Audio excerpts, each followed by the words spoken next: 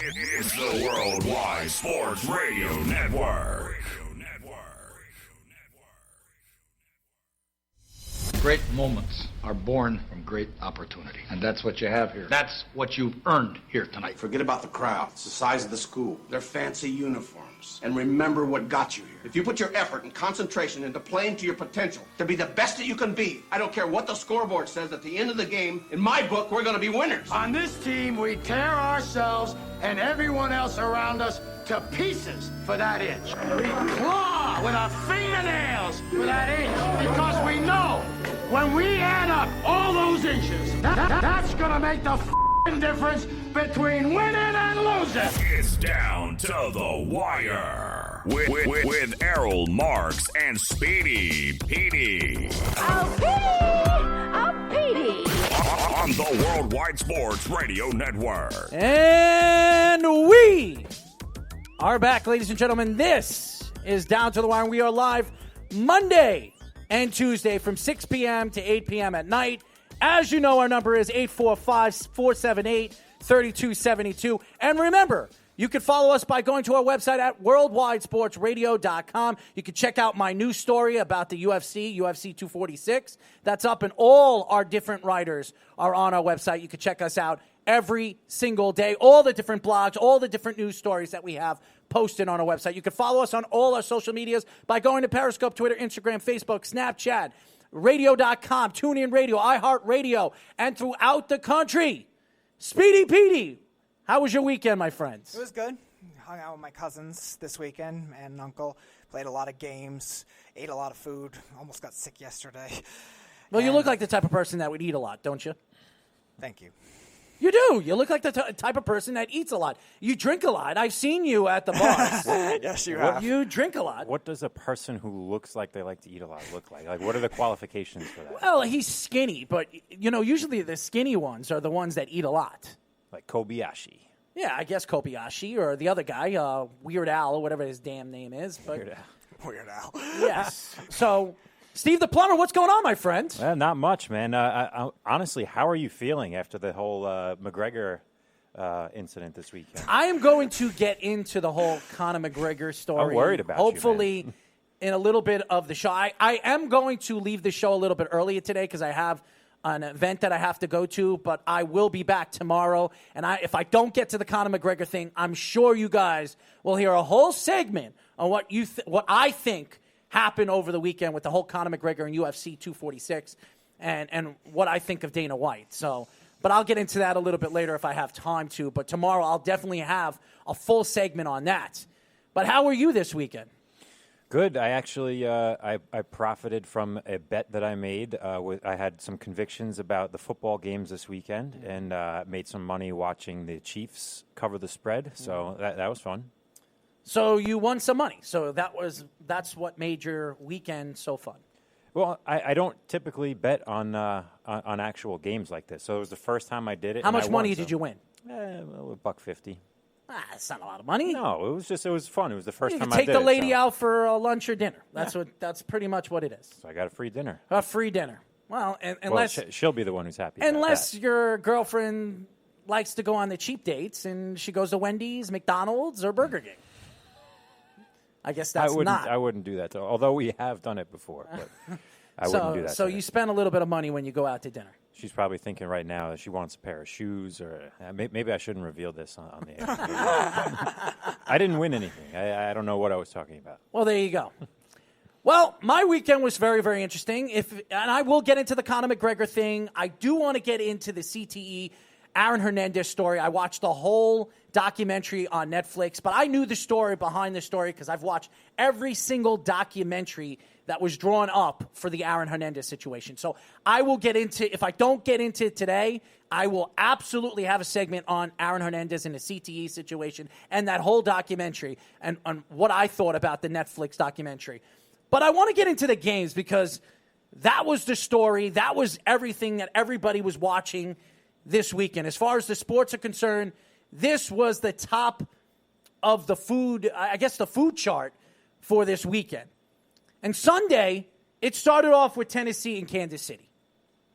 Now, everybody going into the game, everybody knows that they were going to feed the beast, and Derrick Henry was going to be the beast they were going to feed throughout the game. And we knew that Kansas City was going to have to figure out how to stop this guy throughout the game.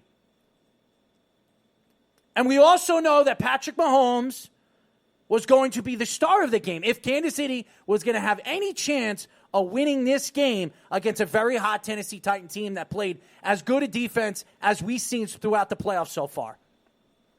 We knew that Patrick Mahomes was going to have to step up, make the throws, and make plays in the open field.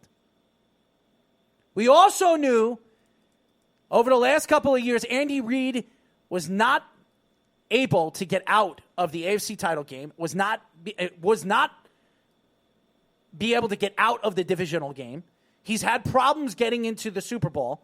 Since he went to the Super Bowl with the Eagles, I think it was 2004. So it's been a long time. It's been almost 15 years. And let's not forget before that, too. He also lost 6 straight conference championship games, too. Yeah.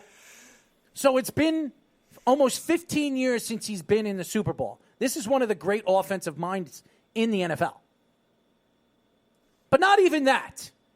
When you weigh both teams, Tennessee with their defense and their running game, and Kansas City with their offense, with the Hills, the Kelseys, and the weapons that they have in the open field, the Thomases, and then obviously Patrick Mahomes, you thought this was going to be a fun, exciting game. But what you really saw in the second half of the game was a dominant Kansas City Chiefs take over a game that a team that they were that much better than. Now, going in the beginning of the game, you saw the game completely transpire where Tennessee was up 10-0 with the blink of an eye. And Kansas City made a lot of mistakes early in the game, just like they did against the Texans. But as you saw Patrick Mahomes get comfortable in the pocket, his offensive line started protecting him and giving him a little bit more time, he was making throws. And what you saw in the second half was complete domination by Patrick Mahomes. Patrick Mahomes is not only, if not the best quarterback in football right now, I would say he's a top 3 quarterback in football right now. But what he does with his legs is remarkable. This is a guy that's about 230 pounds, 235 pounds. He's got a strong arm. But the speed that this guy has on the outside is remarkable for a guy his size. We haven't really seen that before. Throughout the season, you have. Well, we knew about his rollout ability. We didn't know how well he could actually run. Yeah, he rushed for like over 60 yards or something, right? That was impressive. He was the Chiefs' leading rusher. Yeah. Yep. Even when you saw him run that 27-yard touchdown, and everybody was just like absolutely amazed what he did. You listen to the announcers in the game, it was absolutely remarkable what he did in the open field. That wasn't the story of the game. The story of the game was you saw Jones, he actually did play in the game. Mm-hmm. And he made big plays in the second quarter. And then in the third and fourth quarter, you didn't see him back on the field. Obviously, you see that he still has ankle problems. Yeah, I think they pulled him more in the fourth quarter once they were up by 2 possessions. And only were going to bring him back if the Titans were to creep up closer. But this defense, this Kansas City defense, was awesome in the second half of the game. They completely shut down Derrick Henry. Completely shut down Derrick Henry in the second half. If you look at Derrick Henry's numbers throughout the game, he had 69 yards, 19 carries, 1 touchdown, 3.6 yards a carry. If you look at the last 2 weeks against the Patriots and the Baltimore Ravens, he was running almost 5 yards per carry. That's 2 yards less against a worse defense than the Patriots and the Baltimore Ravens. That was the remarkable numbers you saw in game number 1 in the AFC Championship. That's as big of a statistical anomaly as you could ever get. You could talk about how great the defense Tennessee had throughout the playoffs. And they played very well throughout the playoffs. In this particular game, they did not show up. There were parts of the game where they had an opportunity to shut down Kansas City when it was like 3rd and 9 or 3rd and 8, and they could not stop McCown. They could not stop the open wide receiver in the open field, in the middle of the field. Travis Kelce ate him up alive in the open field. Right, but they also did well in terms of disguising different coverages. The problem was their pass rush got nothing, so Mahomes eventually was extending the plays and making really tight throws after that. And most of those were tough catches with Watkins and, like you're saying, with Kelce, too. And everybody keeps saying, well, what did Travis Kelce do in the game? Well, he only had 3 catches for 30 yards. But those 3 catches for 30 yards were big plays. Right. He made a big catch on 4th down to keep a drive going. Right. That was one of the turning points of the game. It doesn't matter how many yards a wide receiver runs or catches in a playoff game. It's the yards per catch or per carry when he gets hit, or even in the point of the game where you need to make a play. That's what you saw with Travis Kelce. And Tyreek Hill is just a beast. He's an absolute beast. 2 touchdowns, 67 yards, 5 receptions. It was remarkable. But watching this game only shows you one thing. You saw the inept young coach, and I say inept, I like Vrabel. I think Vrabel's going to be. Vrabel was really that bad. He was inept in the second here, half. Man. No, he was inept in the second half. I don't know that there's anything more that he could have done. They got off to the perfect start. They got off to a 10-0 lead and tried to milk the clock. There's not much more that this guy could have done. After a while, when you're on the road for 4 straight weeks and you're giving Derrick Henry 30 touches a game, eventually fatigue is going to settle in. He had 19 touches in this game. Well, that's but I'm saying before that, the last couple of weeks, Why did you 3 or stop 4 feeding the weeks. beast? Because they couldn't Because it run wasn't it. working in the third quarter. They couldn't run it. Here is the difference. Here, you say this is on Tennessee's defense. I think we're witnessing one of the best teams that we've seen in a while in Kansas City. Kansas City had to. To me, this was a race for Kansas City to put up. I thought they needed to put up 40 points, and they got close. They scored 35. But you need to get out to a lead so that strategy of feeding Derrick Henry is no longer a factor. And once they got out to that lead, they stopped giving Henry the ball, and then they could focus on that pass rush and make that whole strategy a non-factor. What defines a good coach in the playoffs? Why don't you tell me? Adjustments in the second half of the game. Yeah, but how much can you really... But they did that. They tried when they couldn't run. They tried other things, and it just still didn't work because they don't have the talent. I didn't see any adjustments in the second half. They weren't running as much on first down. Yeah, they weren't throwing the ball either. And when they were throwing it well, but that's also poor execution by the players. That's not on the coach. Well, you're going to blame the coach, just like you say. And I'm sick and tired of listening to people say, well, he's not a winning coach because he's never won in the playoffs, or he's never gone to a Super Bowl. We've heard this over and over again to top coaches that never gone anywhere, never won a championship. And they've been, obviously, Jason Garrett being one of them. People have taken shots year in and year out because he can't get over the hump. But everybody blames Jason Garrett because they couldn't get over the hump, not the players. But now all of a sudden, Mike Vrabel, who did not have a good second half. I'm sorry, he did not play. His play calling in the second half was not good. I'm sorry. But I don't think his defensive play calling was really that bad. It's not about defense. You are the coach. You're in charge. His specialty. You're in charge of the offense and the defense. That's what you're in charge of. If the offense isn't playing well, who are they blaming? They're blaming you. If the defense isn't playing well, who are they blaming? They're blaming you. The offense and the defense in the second half did not play well. No, but I think the defense still with the linebackers and the secondary still played well at giving Mahomes different looks and making him make tough throws. The problem is they just had no pass rush whatsoever, which that's on the players. And at some point, you have to give credit to what we're seeing from Kansas City. What can you really do against guys like Tyreek Hill and Travis Kelce and the throws that Mahomes has made? Like, at some point, you have to just give credit that maybe Kansas City is one of the better teams that we've seen. Tyreek Hill had 2 touchdowns in the game, right? Yes. Mm-hmm. How many times did they double team him in the game? I don't. Do you have a number? I don't know. How many times did you see him get double teamed? I know they tried to. As much he as was they could. one-on-one the whole game.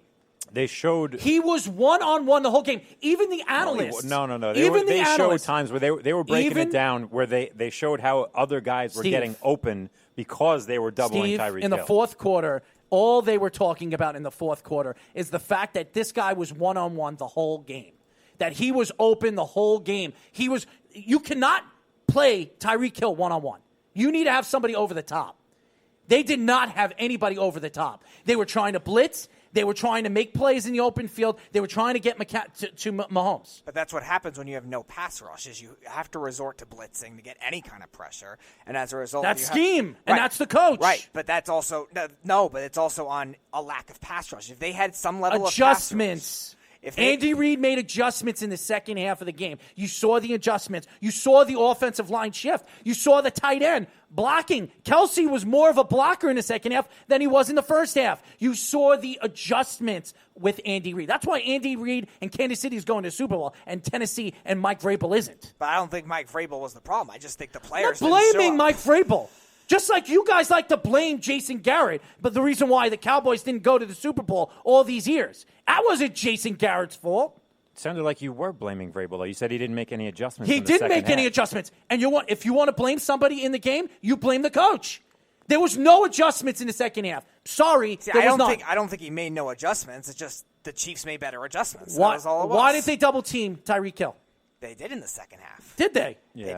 They did. They did more in the second half. Who was the More. They should have double-teamed Tyreek Hill the whole game. Who were they double-teaming in the first half? Travis Kelce. So they were trying that and hoping it would work and hope their pass rush would get there, Kansas which they City didn't. has way too many weapons. Like really? You start double-teaming. How many weapons do they have? They have 2 weapons. They have 2 weapons. They have Kelsey and Hill. That's it. Okay, those other guys are fiending. They're feasting off of Travis Kelce and Tyreek Hill. This is spread out. That's the only stars they have. Sammy Watkins had 7 catches. Tyreek Hill had 5. Damian Williams had 5. Mm-hmm. Robinson had 2. Kelsey had 3. Hardman had 1. The ball was spread around. There's a lot of guys to go to on this offense. Okay, so Sammy Watkins. And Sammy Watkins had a great season. Because, he had a pretty good season. He had a great season. He had a great season. When he was healthy, he had a great season. Yes. Okay, what has Sammy Watkins done in his career in the playoffs? I don't think this is the first year he made it. I think yeah. No, he isn't. He played for the Rams. I think he was hurt in that game. No, he played for the Rams. I'll look it up, but I'm pretty sure he was hurt in that game. Sammy Watkins played for the Rams. Sammy Watkins has not played well in the second half of the season. And Sammy Watkins, he predicates his game over Tyreek Hill. If Tyreek Hill's on the field, he's going to get more he's going to get more looks, but and he's going to get more receptions. That's the point that we're trying to make. Sammy Watkins is, to me, I thought he was a bust in my eyes. Sammy Watkins was a first top 10 draft pick, which I remember Buffalo moved up to get him. Yeah, that was a little much. I remember that draft. And from Clemson. They gave up a lot. I liked him as a prospect. That was too much they gave up. He is a bust. Sammy Watkins is a bust. Now, did he have a good game? Yeah, he had a great game. 1 touchdown, the most 14 important yards. game up to this point. He had in a his great career. game because of Tyreek Hill. But that's the point that we're trying to make, that they actually did start double teaming Tyreek Hill, and the other players benefited. Well, for why it, was it? Sammy Watkins. Why was it at the end of the game they were talking about how many times Tyreek Hill was open and that he was one-on-one practically the whole game? Why am I'm telling you what the analyst said at the end of the game. And I'm telling you, I remember them breaking down a specific play where Tyreek Hill. You could double team a guy 1 play or 2 plays. That's not the whole game. He has been the best player on that team. Besides Mahomes, he's been the best player on that team for the last 3 years. Tyreek Hill, without a doubt, yeah. Why isn't he getting double teamed?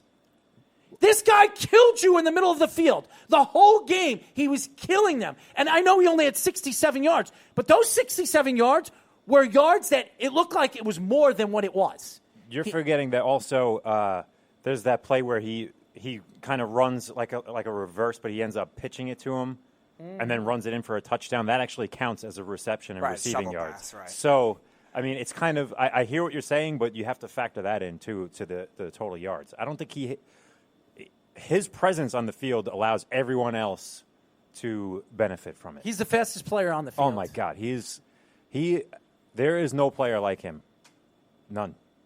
That you can't teach on that and off speed. the field. Well, yeah, you can't teach that speed though. Wow. He has speed that. I'm just being honest. No, it's true. I'm not denying that, but still. I'm just being honest. That was supposed to be forgotten about. Well, I'm not going to forget anything that I want to say, but I will tell you this.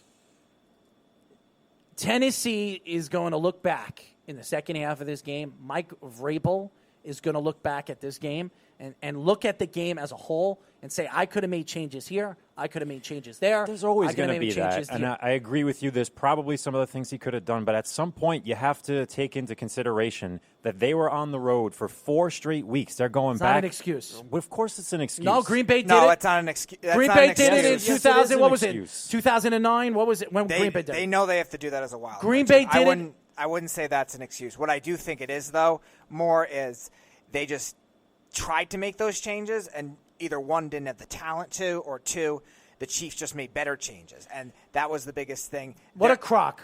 What a crock. The Chiefs' Tennessee played arguably the 2 best teams in the AFC and completely demolished them.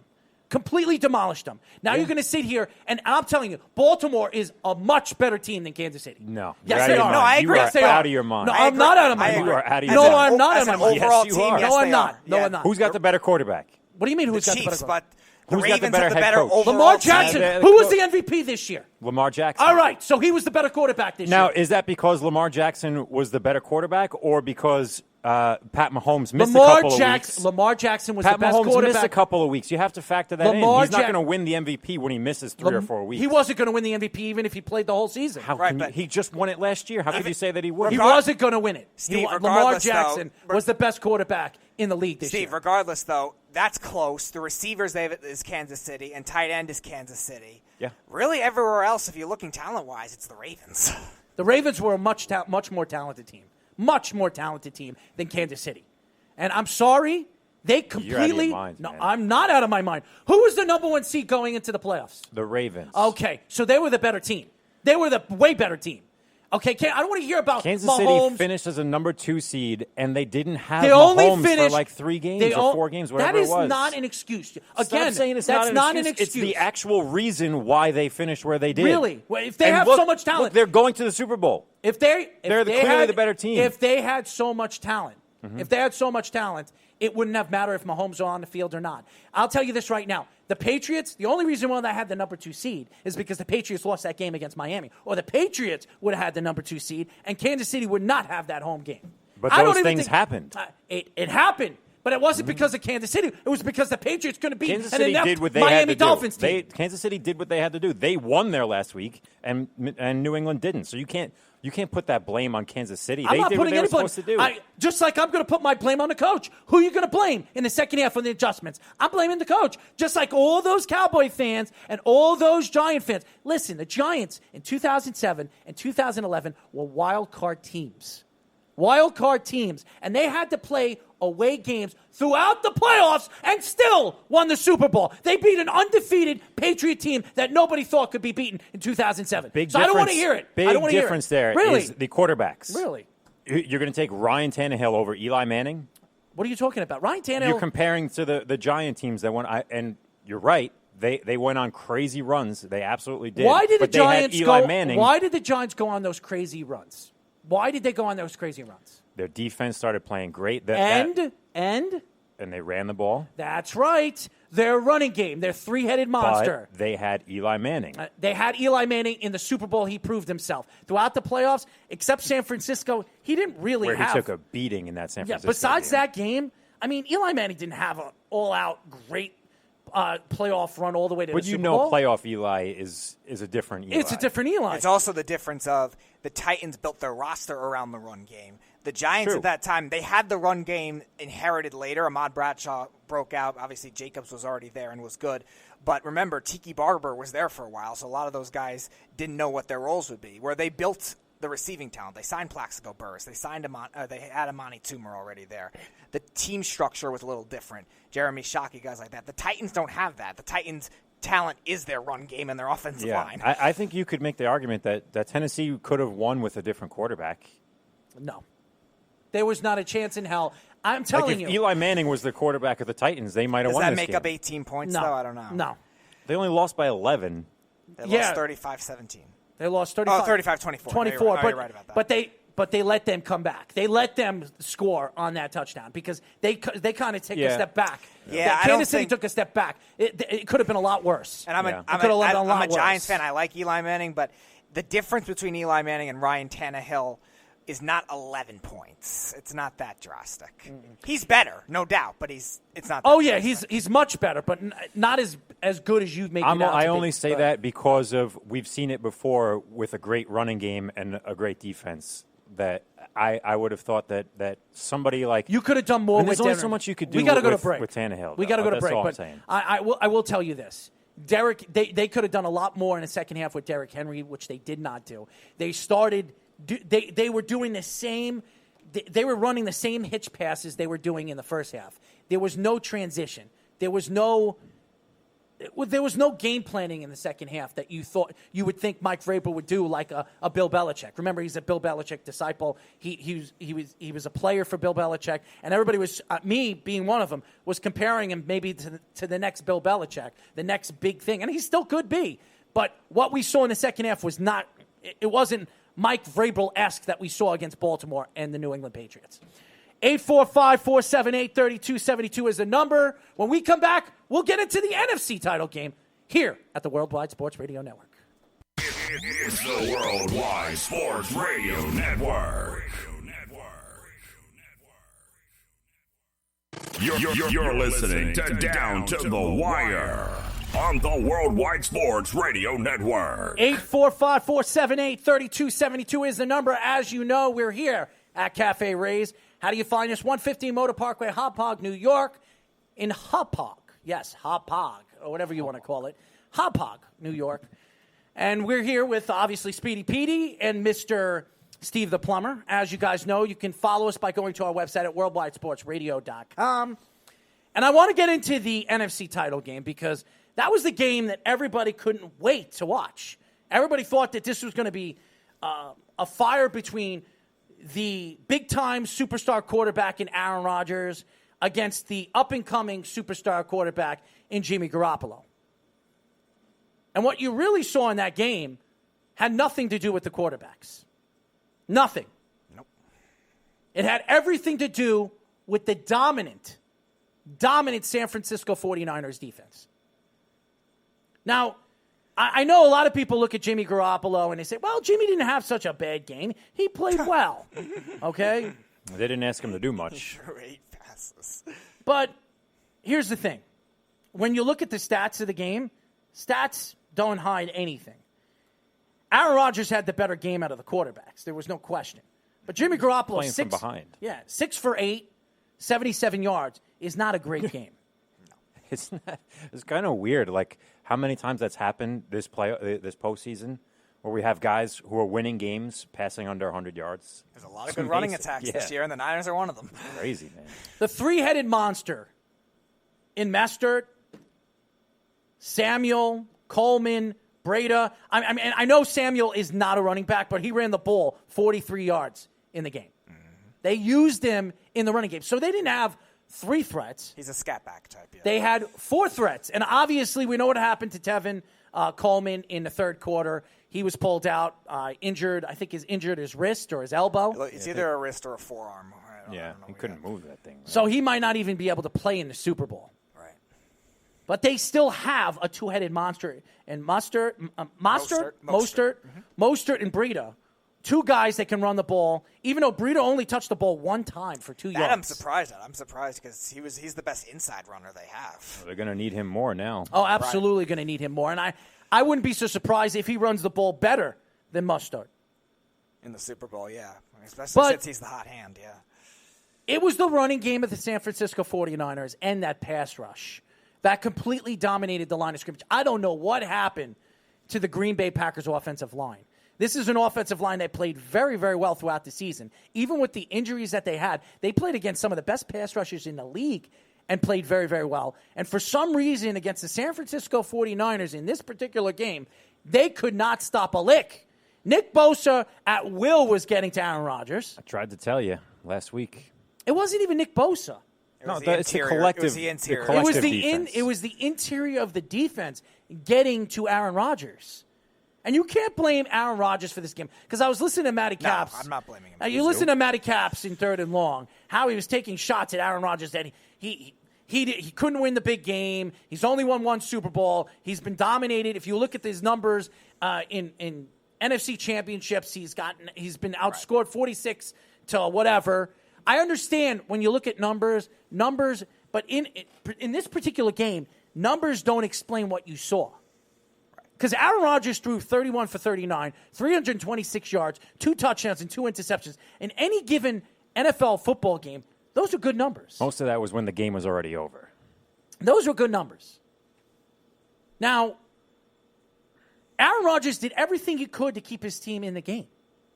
He doesn't have enough weapons. Again, for a second week in a row, Aaron Jones did not run the ball very well. 12 carries for 56 yards for a touchdown is not good. I know he ran 4.7 yards per touch, but again... I think he only had 3 legitimate carries, though, too. He did not play well. 9 losses or something like that. He did not play well. And Davante Adams, again, had a very good game, but he was the only one that had a good game. I don't know, and I know Jimmy Graham had a touchdown, but what happened to Jimmy Graham? He's a product of the Saints.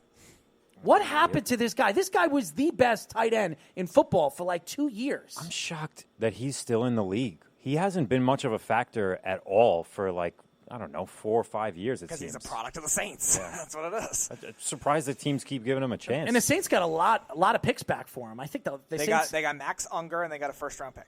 Wow. And Max Unger was a good center for them for a while until he just retired last year. I look at right now in this particular game, I picked the Packers to win this game. I thought the Packers were going to keep this close, and I thought Aaron Rodgers, because of his ability, he was going to win this game at the end of the game. That's what I thought. Boy, was I wrong. Because the game was over after the first quarter. They completely got demolished at the line of scrimmage, offensively and defensively. The offensive line for San Francisco dominated the line of scrimmage. Jimmy Garoppolo barely got touched. This is one of the best pass rushes in the game in the second half of the season. That was a strength-on-strength defining matchup. Niners have nice tackles, Packers have nice outside rushers, and the tackles won. You scored 37 points. Your quarterback only had to throw the ball 8 times. Scary. It is very scary. Now, obviously, against Kansas City, it's going to be a completely different game. You have Andy Reid, who's the mastermind of finding ways to score and put points on the board. And they made a statement on Derrick Henry, so they're not afraid to load the box if they need to against those running backs either. I don't know about you guys. I think the Super Bowl is going to be great. I think it's a perfect matchup. I thought it was going to be great last year. I really did, with the Rams and the Patriots. Yeah. I thought two of the best. The Rams shouldn't have been there, but okay. Doesn't matter. 2 of the best offensive teams in the league. No, you're right. It should have been a better game. It should have been a lot better game, and it was boring as hell. Yeah. It was one of the worst. It was one of the most boring games, except Super Bowl 48, when the Seattle Seahawks completely dominated the Broncos early in the game with all the mistakes. I remember saying last year, I knew it was going to be lower scoring than people expected, but I didn't think it would be that low scoring. That was insane. To me, this particular game only shows one thing, and it has nothing to do with Aaron Rodgers. You have an inept young coach who just couldn't beat the coach that had the little bit more experience as a head coach. And you want to talk about no adjustments because you were arguing with Vrabel. Yeah. LaFleur absolutely made no adjustments. No adjustments. When the power rushing interior defensive line was getting to Rodgers. And I'm surprised you didn't see this because Rodgers usually does this a lot just on his own. I didn't see any bootlegs, any rollout type plays to just get away from that and maybe have his receivers. He was playing catch up, and I think that was the whole thing. As they were playing catch up, they were down 14-0, like with the blink of an eye. Mm-hmm. And I think he was just trying to figure out a way where he could put points on the board. And Aaron took the pressure on his shoulders instead of the coach. And you saw Aaron Rodgers, even with the pressure that he had and the dominant play that he had in the game, because you look at his numbers, Aaron Rodgers played a very good game. He had a very good game. It wasn't Aaron Rodgers' fault that they lost. It was the inept play calling in the second half of the game. I don't know what was going on. There was no change after the first half. And it seemed like a lot of the formations looked the same, too. Yes. I would have wanted to see more bunch formations, maybe have 3 receivers spread out on one side, maybe to get away from Sherman, because the Niners were moving Sherman around with Davante Adams, but they were also leaving him on his right side. And Sherman didn't have a great game. I mean, he had an interception, but that was at the end of the game. Right, he had a good game, not a great game. Yeah, he didn't have a great game. he's still that lockdown corner that Aaron Rodgers threw against him. No, I know that. I'm just saying he's still that lockdown corner, and then there's kind of a big drop-off after that with the number 2. I would have wanted them to try to overload one side, or like I said Their earlier, safeties played very well. Right. San Francisco safeties played very well in the right. game. But to adjust to that, to get rid of a lot of those double teams, a lot of those brackets they were doing with the safeties and also with the linebackers too, LaFleur should have been able to adjust and maybe put 3 guys on one side or maybe spread a running back out there or something like that. He didn't try that at all. It seemed like it was just a lot of the same formations. And that's what I think when you watch the game and you really try after the game to try to look at things that really cost not the 49ers, the Green Bay Packers the game. The one thing that I saw is they couldn't run the ball. They could not run the ball. They were inept at the line of scrimmage running the ball. And the offensive line could not protect Aaron Rodgers for more than 2 seconds. He was running for his dear life the whole game. The whole game, you saw Aaron Rodgers stand in the pocket, run outside of the pocket, try to move back into the pocket and throw the ball. There was just no way with that dominance, especially on the corners and even the interior, like you were saying, Speedy, they dominated the interior part of the game. DeForest Buckner was the best player on that defensive line in that game. And to me, all those first-round draft picks, and they have a lot of them, and Solomon Thomas, who has not played really at all in the playoffs, who I think a lot of people say is a bust. No, I just say should have taken Marshawn Lattimore. I'm just saying, a lot of people think that they were a bust. He's a bust. But, again, we haven't seen him on the field. You know what I mean? So, again, what I saw in the game was inept play calling by the 49ers. The Green Bay Packers. And the great play calling of Kyle Shanahan. And Robert Saleh. Yeah, Kyle Shanahan. And I've taken shots at Kyle Shanahan for many, many years since that Atlanta Falcons game. Because I blamed. Yeah, I know. We were not arguing this again. I blamed Kyle Shanahan for that loss. I do. 100%. I blame. You can't say anything else. Mm-hmm. On the 20-yard line, 28-3 and lose a game. Well, you know what's funny though? In the same similar 2 clock situation, the 49ers passed the ball 3 times and converted. One of which was a pass interference, but they converted to chew the clock. So, I think Kyle Shanahan had a fantastic game. And I go back at what I saw Kyle Shanahan. I thought Kyle Shanahan was not going to be a good head coach in the league because of what I saw as an offensive coordinator with the Atlanta Falcons. When you had a chance to really put the foot on the throat of the New England Patriots in the Super Bowl, and you let them, when you were on the 20-yard line with about 7 minutes to go of the game and you were up by, 20 points, where you could have just kicked a field goal, and all you needed was a field goal there to win the game, because you would have won the game if you had that field goal. Right, but what held them back was a penalty. Kick the field goal. Right, but what held them back was the penalty. The penalty and then the sack. Yeah. That put Matt Ryan all the way to the 40-yard line where they had to punt the ball. Okay? That was terrible play calling. All you had to do was run the ball. Right, but they could have stuffed him the same way. Coulda, shoulda, woulda. Yeah, but you got to. That's the move that you have to make there. Coulda, you got to shoulda, run the ball, kick the field goal, and that's the smart way of playing. And if he does that in this game against Kansas City, he will not win. Well, the Niners have a better run game too. So. I'm just saying, if Kyle Shanahan tries to prove a point and tries to play that way against Kansas City Chiefs team, they're not winning the Super Bowl. Well, right, but I also think too that I don't know if he will. I'm not calling it a mistake because I don't think he was to blame. But if they try to do this, absolutely was the blame. If the Falcons have the receiving talent, the Niners really don't. So. Speedy, he took the blame of that loss. If you listen to, I wouldn't blame him. I would absolutely. This is the guy that's calling the plays. Right. This is the guy that was in charge of that offense. You are on the 20-yard line. You just had an unbelievable catch by Julio Jones. You're on a 20-yard line. Should they have ran the ball there? Run the ball. No. After you caught the ball on that play, though? It doesn't matter. Okay. You're on a 20-yard line, and all you had to do was run the ball 3 or 4 times. They did that. They ran the ball on first down, and then Speedy, I don't care what you say. I don't care what you say, and you can keep on twisting this around. Kyle Shanahan was the blame for that, not getting any points there. Now, my question is, why do you run the ball there? To run out the clock, correct. So because you're up by 20 points with 7 minutes left. Right. So the sack is not an incomplete pass. That still doesn't stop the clock. He was throwing the ball. He was trying to throw the ball on 3 consecutive plays. It takes you out of field goal range. And Come I on, think, Speedy. That didn't take him out of field goal range. What took him out of field goal range was the penalty, which on 3rd and 13 or whatever they had, they're not going to run the ball. He got sacked 10 yards back. What are you talking about? I think Dante Hightower had a sack, which took him back, I think it was 10 or 12 yards. I think it was a penalty on the play before. No, and it was then third the sack? down. No, it was third down that had the penalty. Freeman got like a 3-yard gain or something on first down. Then the sack, I think, lost 5 yards or something like that. It was almost 12 and yards. then the penalty, then the penalty is what actually took him out of field goal range because that was a 10-yard penalty. Before that, they were still in, not long field goal range, but still – or not easy field goal range, but still field goal range. That's what I don't want to talk anymore about it because no matter what you say, Kyle Shanahan has taken the blame for the reason why they lost the Super Bowl. So whatever you say, Speedy, the head coach of the 49ers for years have been sitting back and remembering the play calling of that particular moment, and he blames himself on the reason why they lost. He still threw the ball 3 times in this game, too.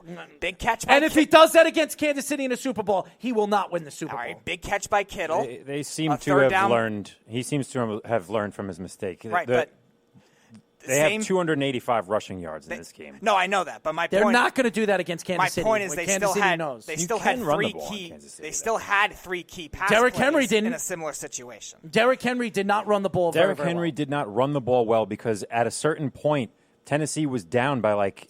Who scares you on the 49ers? They were down by like 16 Who points. scares you on the 49ers in the open field? Kittle. That's it. George Kittle. No. Don't say hold on. Samuels because Yes, get absolutely. Out of here. Get out of here. No, he's not a deep threat. He's a scat back. Get out of here. Kansas City will be able to shut him down. They will shut him down. The only person that they have to worry about is George Kittle. That's it. And the running game. The 49ers running game. I would throw Sanders in the mix, too. Sanders hasn't done nothing. He's looked very old. He has done nothing. Right. He hasn't had to. What do you mean he hasn't had to? They ran the ball for 285 yards. Why does he have to do anything? Besides the first game he came over, he still hasn't played well with the done 49ers. anything. I'm for just the saying, 49ers. I think it's more than Kittle. I throw Samuel in the mix there. We'll see. We'll see because it's Kittle and the creativity of Shanahan and the run game. If the Kansas City Chiefs shut down the run game, they're not winning. The 49ers are not winning. 100%. They're not winning. 100%. And I'm going to tell you right now, Kansas City will shut down that running game. So they better hope Sanders and Samuels and Kittles has a good game. And my bet is they're not.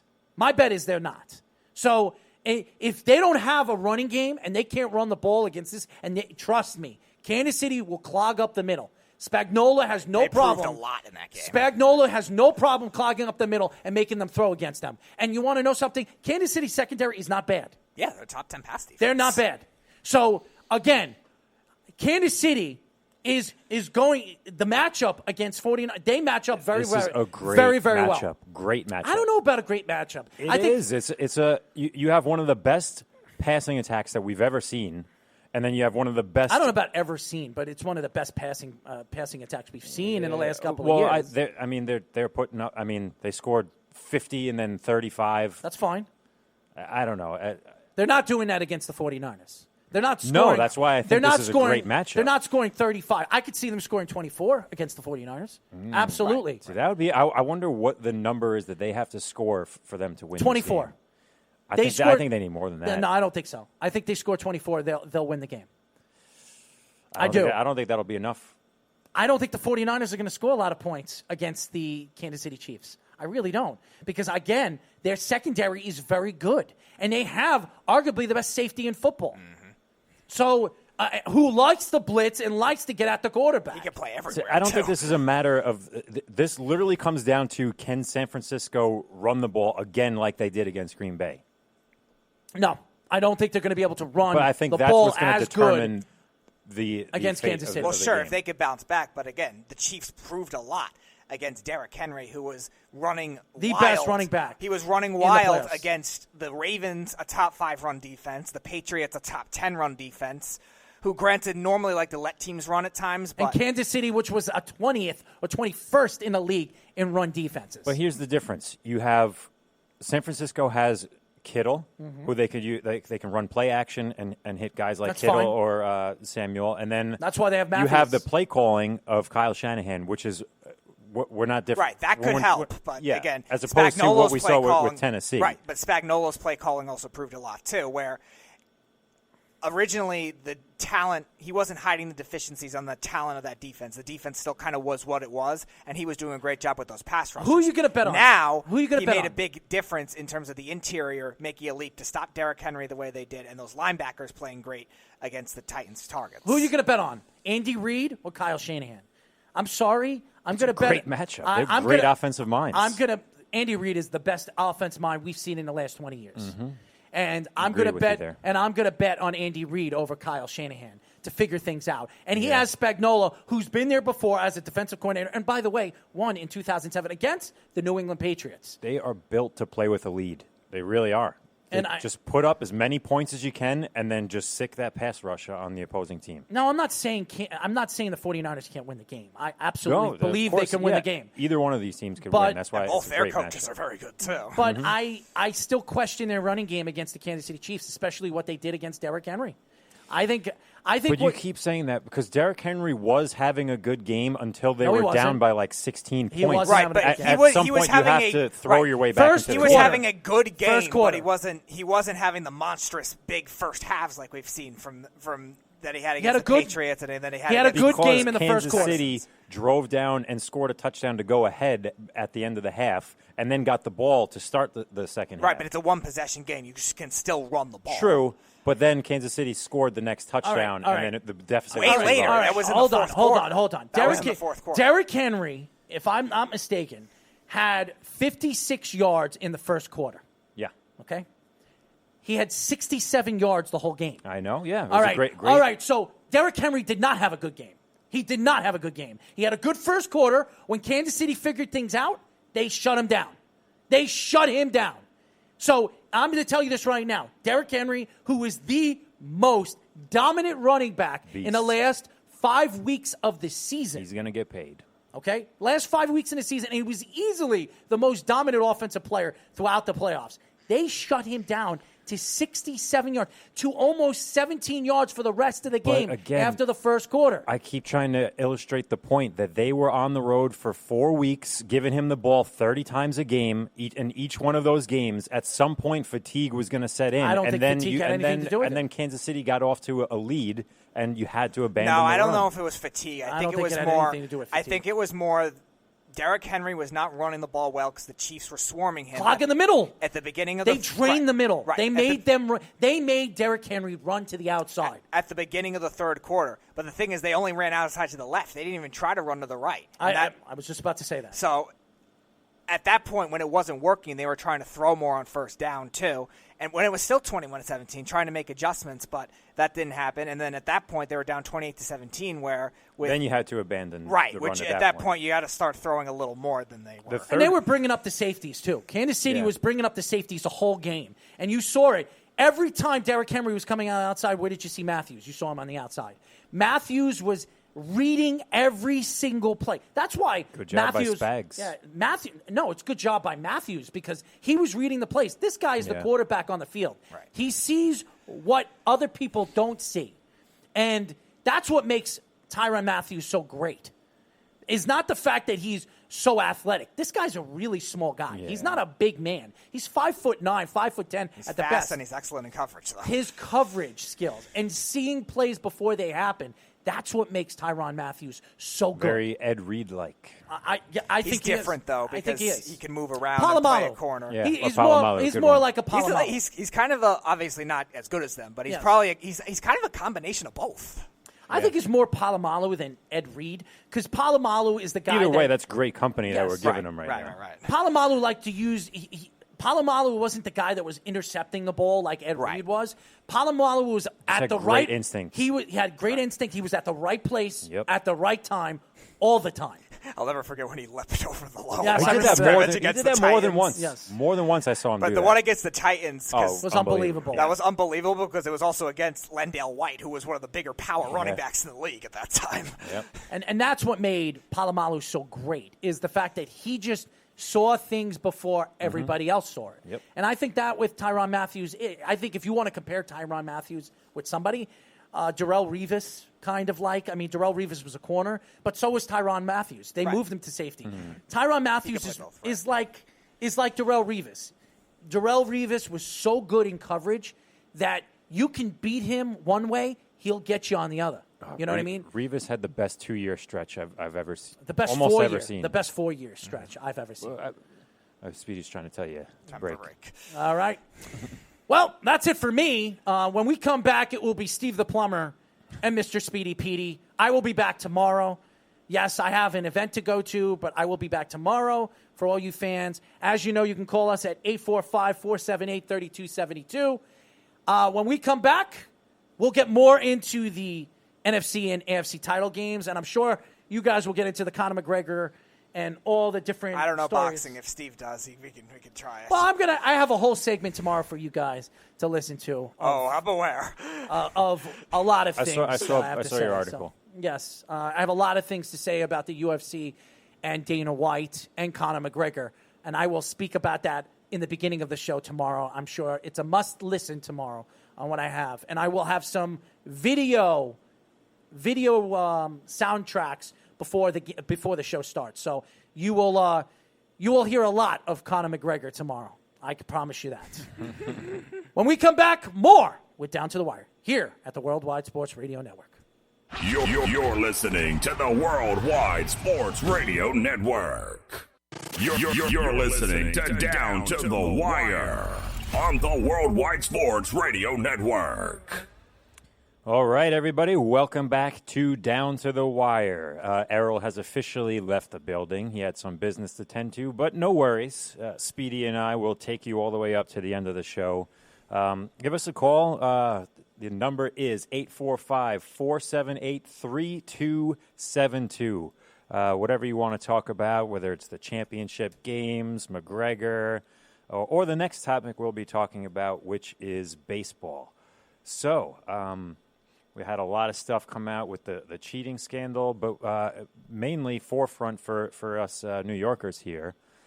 The Mets and Carlos Beltran agreed to part ways, which now leaves us without a manager. So what are we going to do?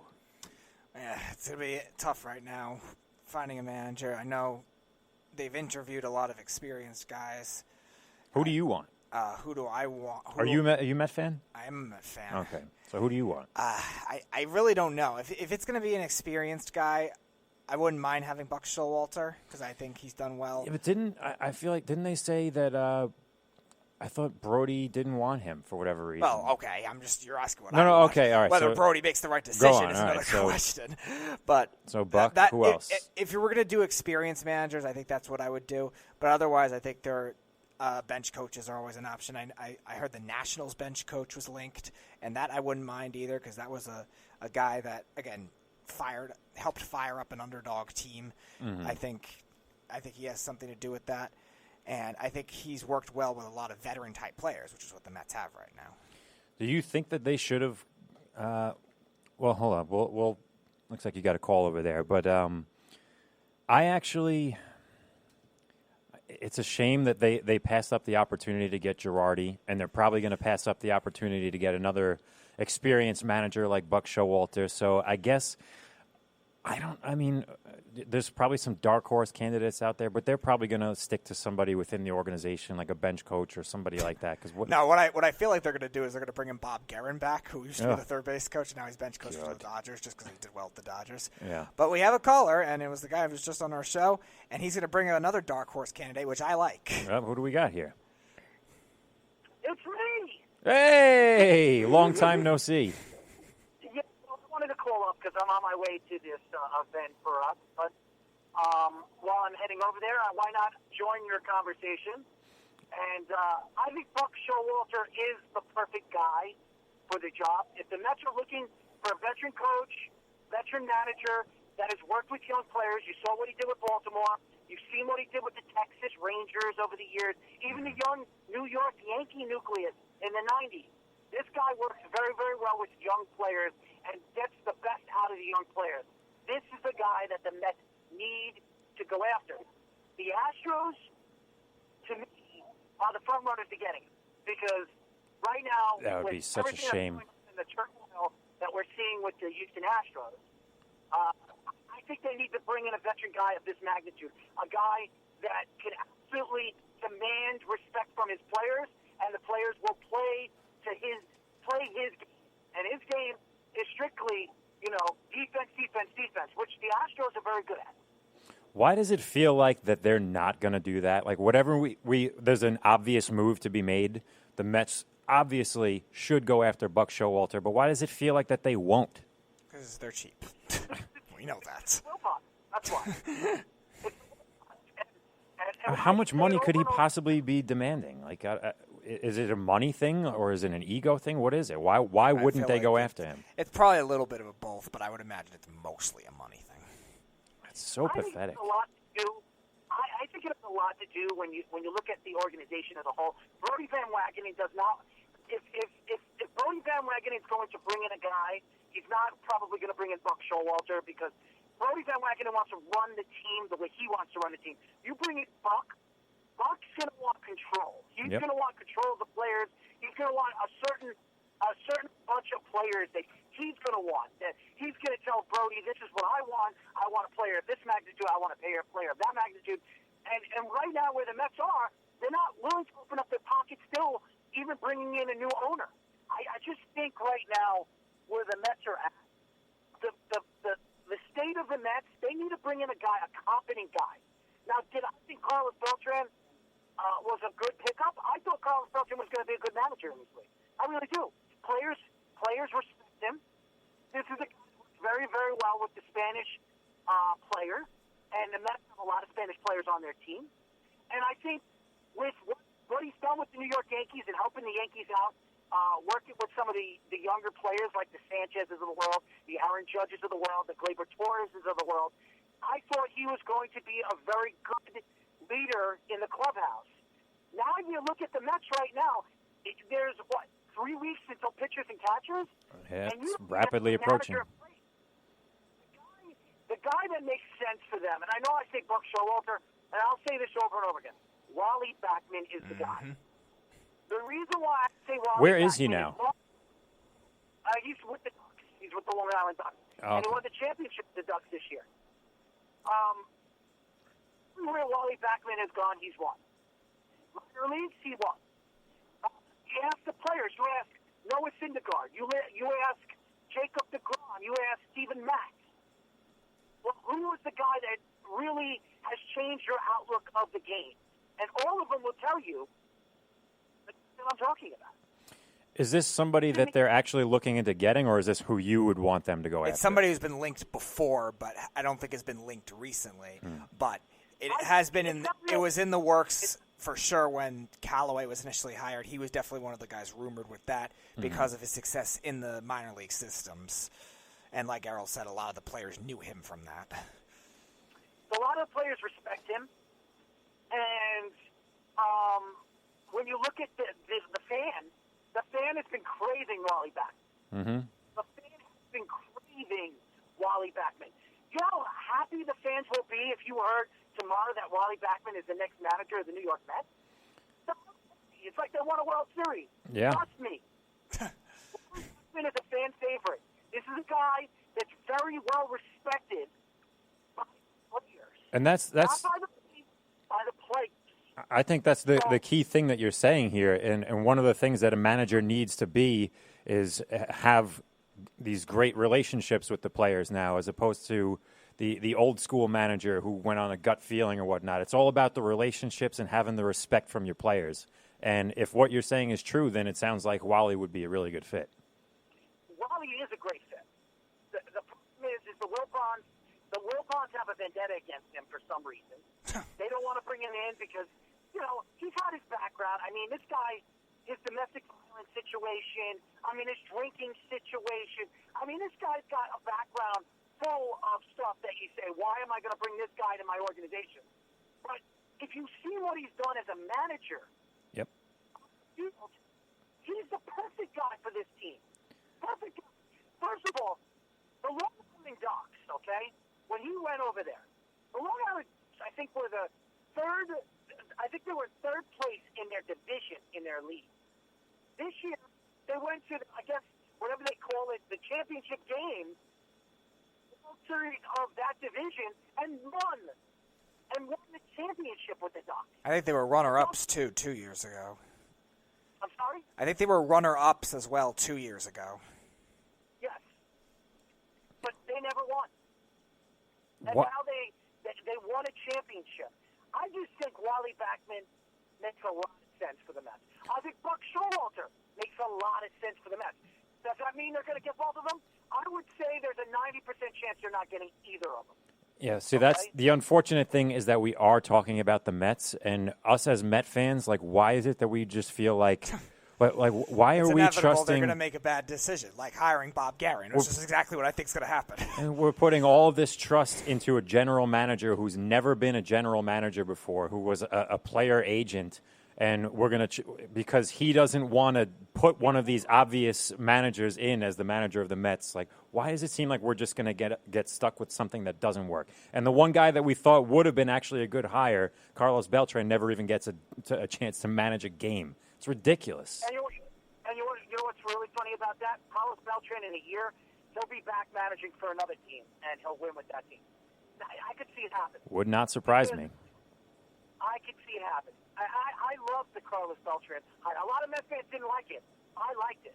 I think Carlos Beltran fit perfectly like a glove with that young nucleus of players. I look at the Mets right now. They got to stabilize themselves. And the best way to stabilize yourself is to bring in a fan favorite. You want the fans to be happy? Bring in Buck. Bring in Ortiz. That will make the fans happy. Because a lot of fans were not happy with Beltran. But, again, just because it's not the sexy guy on the list does not mean that if you bring in a guy, he's not going to be successful with these young players. So, I question Brody Van Wagenen. I think Brody Van Wagenen is going to bring in the guy that he thinks he can control. Yeah, somebody he can mold so that he gets all the credit. Into a big, you know what? Because I don't think Van Wagenen knows what he's doing. I really don't. I think he brought in Dylan Betances in the offseason. This is a guy that tore his Achilles. You paid this guy $13 million. Yes, was he one of the best eighth-inning guys in baseball for the last 5 years? Absolutely. I think it's worth the risk, though. I mean, it's only 1 year. No. He's done worse moves than that. There are worse moves than giving Betances a 1 year trial to see if he has anything left. Jed Lowry. Exactly. Yeah. The Cano trade. I mean, there are worse deals that he's. It doesn't look bad on paper when it was first made. It just looks bad because Cano was hurt. They could have gotten two good relievers for the money they gave Dylan Betances. Okay? There was a lot of good relievers that are available. A lot. And they don't need just one guy. They need a bunch of guys in that bullpen. Their bullpen was terrible last year. One of the worst in baseball. Yeah. You added Dylan Betances. Does that make you that much better? It doesn't. No. Well, I think they're counting on a bounce-back year from Diaz. Right, but that's still only two guys. I think he's saying that's two guys. They could have still got Lugo. They still could have gotten for $7 million each, maybe two relievers. I don't know who else was on the market that I knew of because a lot of the relievers signed quickly. Yeah, they've been missing out on good relievers for years. It seems like the Yankees seem to get every single one of them. The way of the new bullpen is a lot more depth-oriented and versatility-oriented more than it is, all right, this guy is great in this role and he has nice stuff, which Betances can do everything but close, but like Errol says, he's best in the eighth inning. Edwin Diaz is a true closer. He's not really great in other roles. So that's more of what the modern bullpen has become, and they're finding these gems that fit into that kind of thing. And the Mets just don't do that. You're giving Dylan Betances $13 million when you could have given two relief pitchers 5, 4, and maybe added a third for 3. Who? Look at this. The Yankees brought in Adam Warren, okay? You know how much they paid Adam Warren to come back to the Yankees? Unfortunately, you are comparing the Yankees and the Mets, which is just not fair. Plus, I think Adam Warren is very similar to Seth Lugo, where do they need another one of those guys? He's a competent relief pitcher, which you need. You need competent relief pitchers. We could have used any one of the guys that the Yankees have been signing over the past few years. We could have used Britton. We could have used Ottavino, guys that were just cost money. Like But the Mets just won't do it.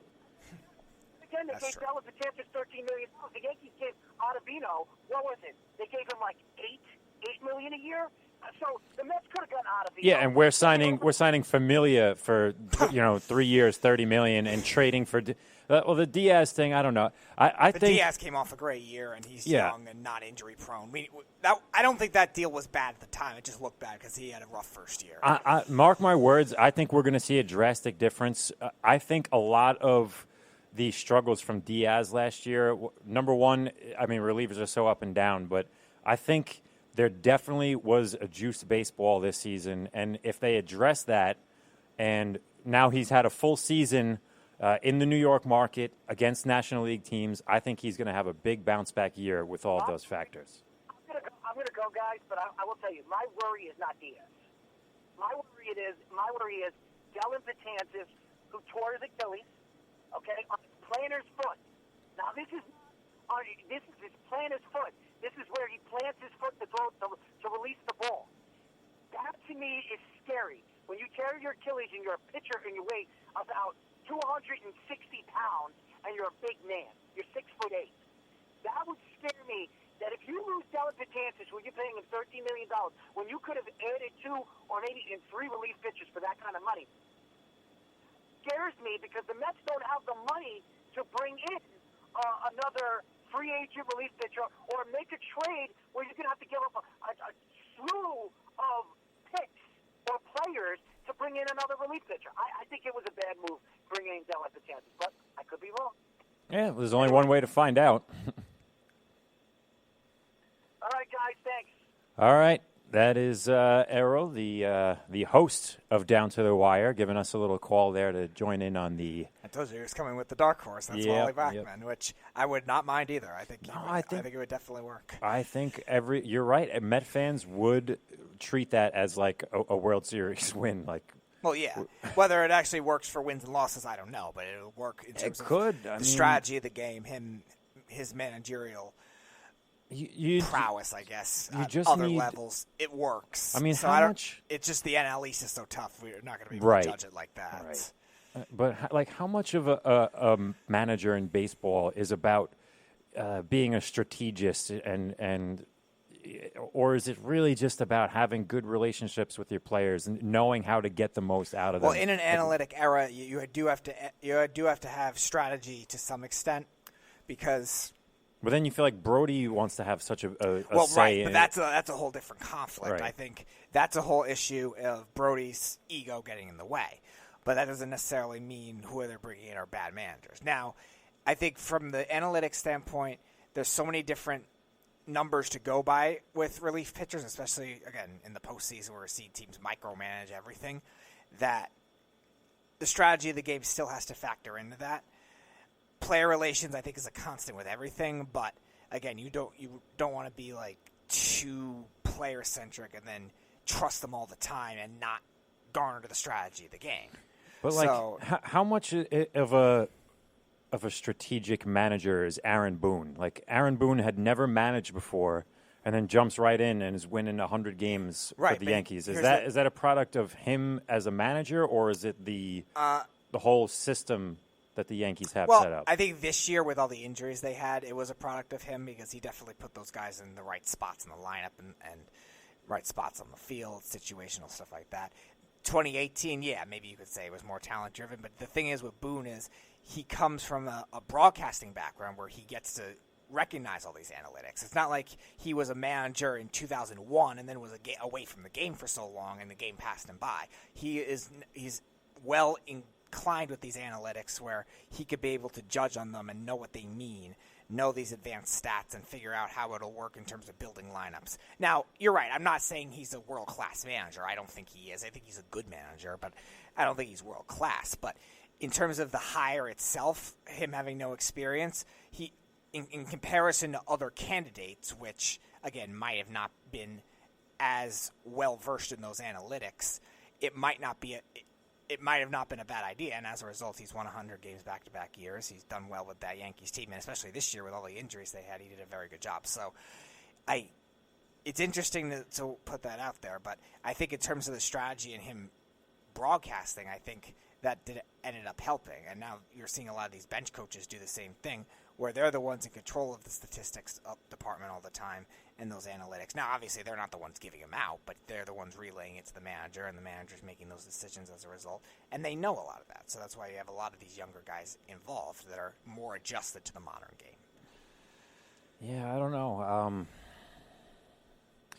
So the Yankees, they also had like a ready-made team too. Like they just went to, obviously they lost to the Astros in 2017 in Game 7 of the ALCS. Well, we know what really happened, but yeah. But I mean, now there's no guarantee they would have beaten the Dodgers, but they should. No. And the point I was trying to make is that team. It took them like half a year, it seemed, to retool and transition from the older Jeter and Teixeira and all those guys to the Aaron Judge and the rest of the core guys that they have now. They retooled that team so quickly, and Errol and I have said it many times. Their farm system, I think, in 2014.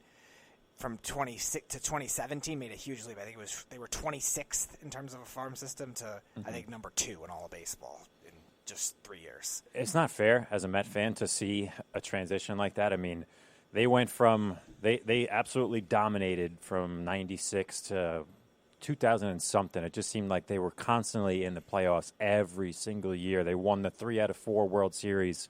And then I it think seems the like 04 season decimated them mentally. That really didn't get it after that. And then yeah, you're probably right about that. And then here we are, the Mets. Every once in a while, we pop in. We have 2015, this magical run to the World Series, and then maybe the Yankees are going to have a period of downtime. But nope, they quickly turn it around. They're back to being in the ALCS seemingly every single year. And even the Yankees' period of downtime, they're still having winning seasons. They're just either slightly out or maybe they're just a little. Girardi would always manage them. There's always an over/under bet that you could make for wins for the total wins for the season, and Joe Girardi seemed to always manage them over whatever the win total was supposed to be. So Joe Girardi was ahead of his time too with the numbers. Yep. He did a nice job with that before the analytics really became a prominent league-wide thing. Because remember, it was really only Oakland that was doing it, too, with Moneyball. And then it spread around to other teams. Some of the lower market teams, I think Girardi did it in Miami when they lost all their players to the Red Sox and other teams in free agency. They were doing a lot of it through that, and he obviously took it over to the Yankees, where they had talent already, no doubt, but he still was using the analytics to get them over the top, where the Yankees weren't winning for 8 years until that 09 season. So he was ahead of his time, and that's what made him good, and we'll see if these other managers can adjust to those analytics, because that's the one thing that worries me about them hiring a more experienced manager.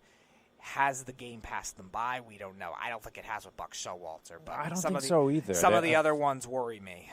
I've heard him interviewed a few times, and he does seem to embrace the analytics. But he's a little bit of an old school manager too, where he will go to his gut every now and then. But you have to know how to use the information that's presented to you. I don't think he did a bad job using the information with the Orioles and with the Rangers. But the thing with those teams is neither of those teams had consistent pitching year to year. So that's what made it hard to do with him. He did very good with the hitters and different types of hitters, young hitters, veteran hitters. The Rangers had a very potent lineup that could play in different spots. They obviously brought in Adrian Beltre in his tenure.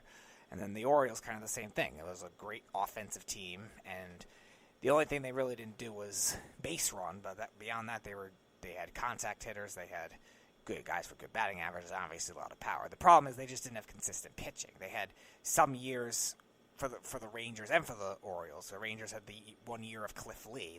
The Rangers had the 1 year of Colby Lewis when he was going off. Mm-hmm. The Orioles had one great year with Chris Tillman and Dylan Bundy, but it just never was consistent. And that's something you could do the analytics all you want, but the analytics can still show guys are bad, and if that's the case, you just need the talent.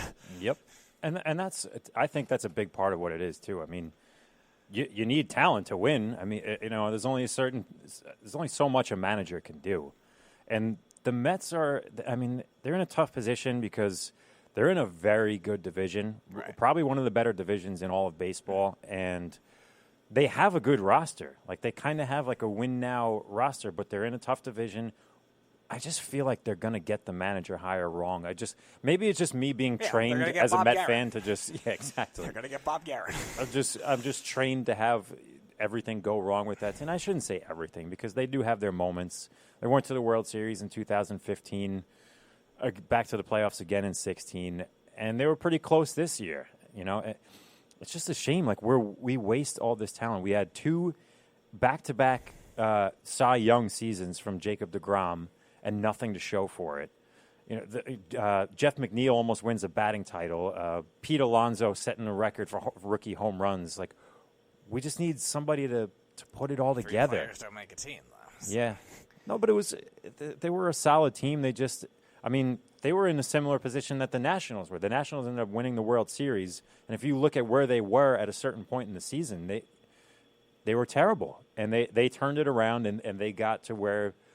And the Mets seem to be like that kind of team where if they actually would have gotten in, that they could have went on a similar run. But yeah, the problem is that bullpen was still scary, and unless but Washington's bullpen was scary too. But would Mickey Callaway have been smart enough too to do the starters out of the bullpen? You would hope so. You would hope so. Learning from the Indians who did do that too. And there were talks of that toward the end of the season. They might have done that with Matz or Wheeler, whoever they were going to do it with. Now the thing is though with that.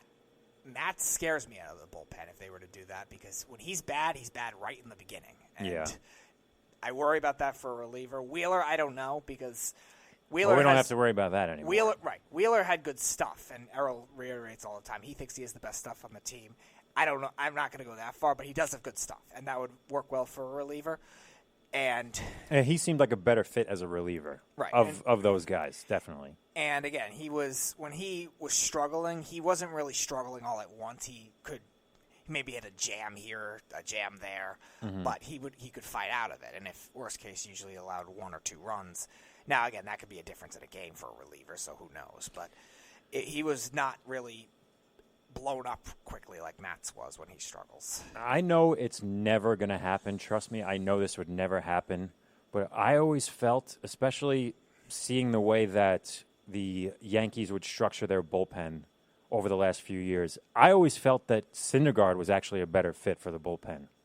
A guy who could just come in the 7th or 8th inning and just blow the opposing team away and just, go up there and just tell them to just give everything you have for an inning or 2, strike out as many people as you can. Maybe. I know he's been a pretty good starter, but I always felt that he had the perfect makeup for a late inning, high-pressure guy.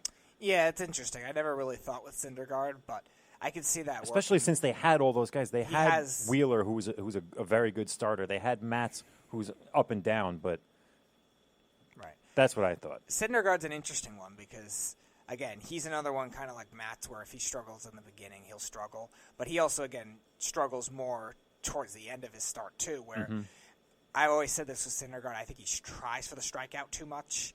But that would be all right in a one-inning No, I know that. dose. That's why I think it would be okay. But in terms of longevity throughout the season and throughout an actual start, he tends to struggle it towards the end. So he might be somebody where if he could get the 2 quick outs and then he'll start to wear out. I don't know if that would be the case if he was a reliever. Or, again, if they try to use him as a stretch reliever, if they want to do a second inning, would he be able to do that? So he's definitely an interesting It'd be one. I wish they would try it out, but that's why I said I know it'll never happen, unfortunately. Right, but I know it won't either. Syndergaard, between his actual value of what he is on the trade market, because we've heard those rumors, and in terms of what he is as a pitcher, he's one of the weirdest players in baseball. Yeah. To figure out what he is, because this stuff he's is got there. so much he's got talent, 5 pitches. He's got good velocity, but he doesn't go long into games because he tries for the strikeout too much. Right. He doesn't. Although occasionally he does. Like he had a game. It might have been the Nationals or I forget who the opponent was, but he had a game earlier in the season. I'm pretty sure it was a complete game shutout, and he accounted for the only run with a home run. Like, he's capable of doing it. Sounds like DeGrom, but okay. No. Because that's the sad part about the Mets. Like, that's how a lot of their games go. It ends up being – but, no, I remember listening to the game on the radio, and he was dominant.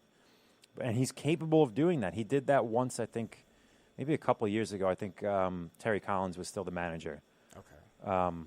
He's capable of doing it. That's what's. It's so. Right, you're but right. It's hard to figure it out. Unfortunately, that's only in a small sample. Yeah, You're judging 1 or 2 starts a year out of maybe the 25 that he had because he missed some with injury too. And he can do it on the big stage. He won the only World Series game for them when they were in the World Series in 2015.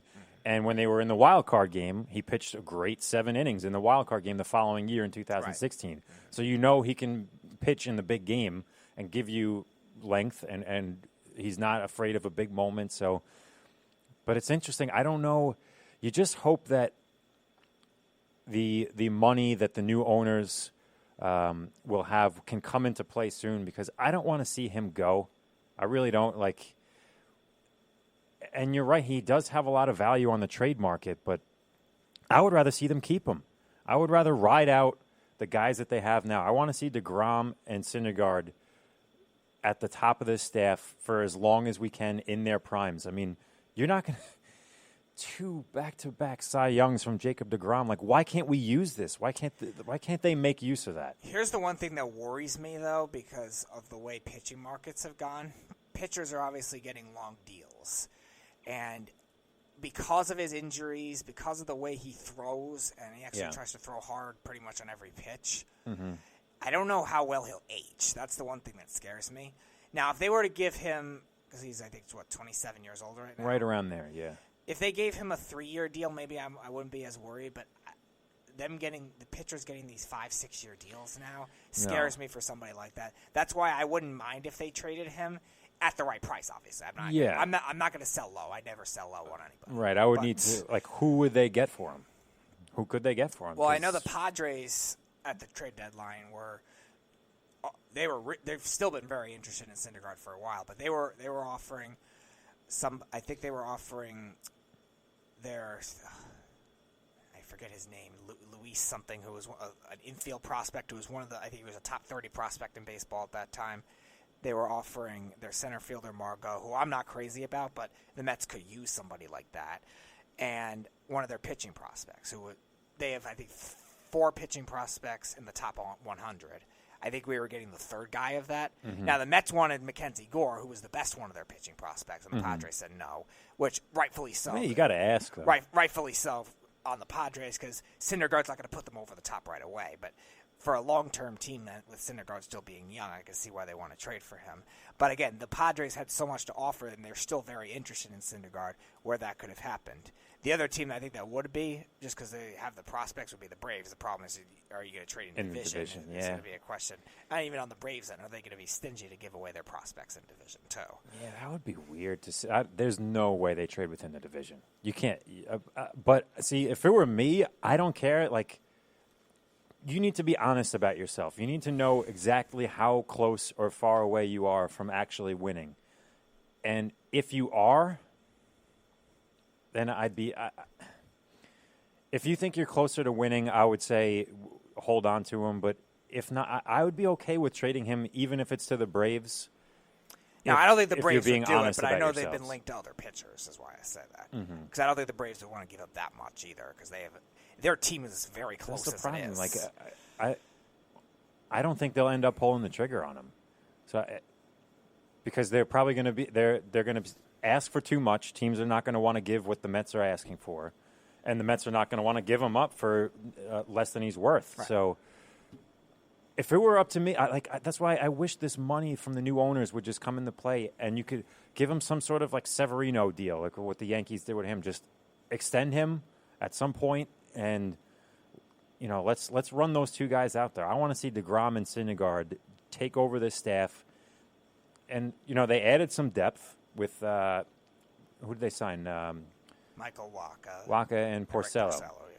So you have depth. You always have the option of maybe throwing Lugo back in the rotation. I wouldn't do that. No, I know. I think he's more valuable in the bullpen. He's too valuable to the bullpen because he's the one guy that is versatile. Yeah, but just make up your mind. Be and stop saying every year we got to have fluid to the top. We want to win this year and every year. I'm Brody Van Wagen and we have to win because we want fluid to the top. And no, just be honest about yourselves. You're either ready to win or not. That's what I was actually saying for a couple of years now while they had a couple of bad years. especially during 2017, the first Cy Young that DeGrom won. I would have traded DeGrom. No, he didn't win in 17. What's that? No, he didn't win in 17. He won last year in 18 and 19. Yeah. yeah. I thought they should have traded him because they clearly weren't spending enough money to win, and he's only going to get. I mean, he's up there in age. Like you're only going to have this small window with him. Age well, though, with the way he pitches. Right, he's because not really velocity driven. He's smart. With he his started pitches. off as a shortstop. Like he already got the Tommy John, so he doesn't have the same number of innings that like a Kershaw has on his arm. So you're right about that, but I mean, how long is his window going to be though? Like they should have won a World Series already with him. It's just a shame that they haven't been able to put enough pieces together to do it. And I don't know, maybe they feel like they're close enough this year. I mean, who knows what – I'll believe it when I see it, but who knows what we're going to get out of Cespedes this year. Maybe he provides a boost. I never wanted him re-signed to begin with. It was great when they traded for him because – he was playing for a contract. I didn't mind it at the time. It was just it's hard to believe that it's turned into this. Yeah, I just there were things I saw from him, especially in the playoffs and the World Series, where something just seemed off about him. He just seemed like he just wanted to show up and play in the summer, because he had a great July and August for the Mets, but something changed when the playoffs started. And I remember he hit a home run against the Cubs in that 2015 run to the World Series, but it was a game that they were like already winning 10-3. So like the home run didn't really seem. I think it was. Yeah, so the home run didn't really seem to really matter much. Like he seems to not really be a big game player. He didn't do anything in 2016 in the wild card game that they got to. So I was... Yeah, but in his defense, nobody did. Yeah, no, true, against Bumgarner. Bumgarner. Right, and who was unbelievable in that game. But I never wanted him to begin. But anyway, he's here. He's going to want to play for another contract, so we'll see. I don't know. I don't know how close they are because the division is so tough. I can't imagine getting another contract. He's too many injuries at this point and too much craziness with him. I don't know what to believe. Yeah. But, yeah, that division is too tough right now where it's not going to be a guarantee anyway what they do. And that's why I think they need the quantity there, and they have to really do a good job nailing this manager hire. Hopefully, like I said, it's somebody that can adjust to the analytics of a modern game, but also it's not, like, so far out there where you're like, who is this guy? Exactly. And why does it feel like you keep mentioning, it just feels like as a Mets fan... It feels like it's going to be Bob Guerin. Exactly. He was there. The Mets love familiarity for whatever reason. Yep. Hence they brought back, no pun intended, Familia. But they always do that. They always do that, and Bob Guerin seems like the guy who's going to be it, but that's just my hunch. I don't want it to happen because he's a product of the most talented team and deep and versatile team in baseball. What about, didn't they say that Eduardo Perez was, the next best interview? So what about him? I mean, the question is, how adjusted is he to the analytics, though? Yeah, but he's another guy like what you were saying with Boone. He's been... Right, but when he played, he wasn't in that whole thing. At least when Boone played, he was somewhat involved with it. Now, again, both of them had the stats with the broadcasting. I understand where you're coming from with that. But in terms of being able to put that product on the field, will he be as much intact being it wasn't really a thing when he played? That's the biggest thing with him. Is it bad? No, but is it great? I don't know. I haven't gotten to talk to you about this, but what are your up-to-date thoughts on the whole cheating thing with the Astros? I think there's more to come still. I think this is a weird take that I have that I said on Third and Long. I actually think Carlos Beltran might have stepped down from the Mets position to cover up for somebody else. I think there's actually something fishy involved that I don't know about. What do you mean, cover up for? Another player, something in the front office with the Astros, maybe multiple players. I know, obviously, Altuve stuff has been rumored around, him saying, don't tear off my jersey. Right. But there's no actually audio evidence yet. It's just them reading lips at this point. So, again, more is to come of that. What Errol was saying before. Oh, no, he definitely – there was he was asked about it by Ken Rosenthal after the game. He said he was interviewing him. He's like, "What were you thinking as you were running around the bases?" Like, "Oh, just thinking, God, we're happy to go to the World Series." And then he asked him, "You told your teammates not to rip off your shirt. Why?" And he kind of like fumbled for a second. Like he asked him to repeat the question, and then he's like, "Oh, I'm too shy. My wife doesn't like me taking my shirt off or something like that." Yeah, there's a lot of fishy things going on, but he has to know that beforehand too to be able to cover up, which I guess he did a good job at. But yeah, I think you're right. I think there's a lot more to come out on this, and they had. I remember that day when a lot of this came out, there was a lot of players coming out on Twitter and saying a lot of things about this, specifically about the potential of them wearing buzzers. And I think Trevor Bauer was one of the guys who said, "Yeah, for what it's worth, I've heard this from a couple of people," and that would be, my goodness. I mean, Trevor Bauer was also the same guy taking shots at them for apparently their pitchers had more spin rate than everyone else, and he didn't know why. Too. Yeah. Which, hey, I mean, who knows? Who knows what? Maybe. But I don't think that has anything to do with the camera and the sign stealing stuff. No, it doesn't have anything. But I mean, when you think about it, I mean, how many guys like Verlander goes there and rejuvenates his career? And I mean, what was Cole really before he went to the Astros? I mean, he was a good pitcher that had a couple bad years. But then what became an elite pitcher? Sure. Now, but how much of that do you think is correlated with the cameras and the sign stealing? No. I think because I don't know how much the pitchers are really benefiting. So what I'm unless suggesting, there was another guy portraying a role of a catcher. What I'm suggesting is that maybe they got I mean, once you start going down that road, with the banging of the trash cans, potentially wearing a wire with the hitters, maybe they're all in on just finding every edge that they can. And it's not something that I can explain right now, but maybe the pitchers also found out a way to gain an advantage from. Well, I understand that to an extent, but I'm saying we knew the Astros, if they were going to rebuild and be strong like this, the way they did, because remember, they were really bad from 2009 to 2014. They were really bad. Right. So we knew when the article, the Sports Illustrated came out, we knew they were going very heavy analytics. They had a whole quote-unquote nerd cave. Right. They were going as heavy of analytics as we ever saw. Right. So we knew that they were so detail-oriented with everything they did, all the players they picked out, all the players they traded for, and even the way they developed their current talent. Yeah. Some of them were early draft. I mean, eventually, Correa was an early draft pick. Bregman was an eventually early those pick. draft picks were gonna surface. But not all of them were. They had a lot of guys leave because they didn't want to buy into this new philosophy they were going by. So I think that has to do more with the rebirthing of those pitchers. I just think they have a system in terms of how they're changing guys to pitch again. I think they're rebirthing them just in terms of their pitching styles more than anything Which else. is possible, but Which I don't know if that really correlates with a guy filming and stealing signs, because I think that's more of a beneficiary for the hitter. Yeah, no, I think they're two unrelated things, though, is what I'm saying. I think, and who knows? I mean, we still have to wait and find out, because we don't even have proof yet definitively.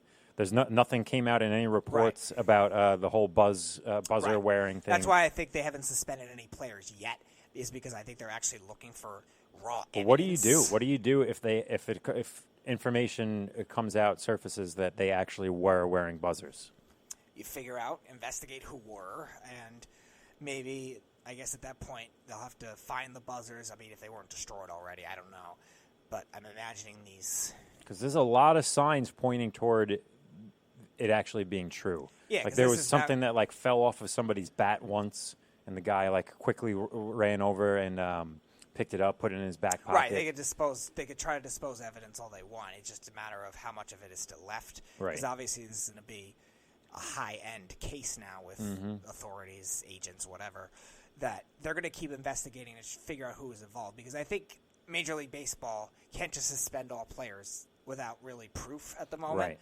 That's why I think they're trying to specifically dial in on which players were the primary culprits of starting the process, whether they were wearing the buzzers or not, and also, again, if they were the ones signaling. Yeah, but if they're wearing it, they have to answer to that. I mean, right. And I don't know if you were following any of the whole tweets that were coming from this account that was supposedly Carlos Beltran's niece. Although, so the family has come forward and said that it's not anybody related to the Beltran family.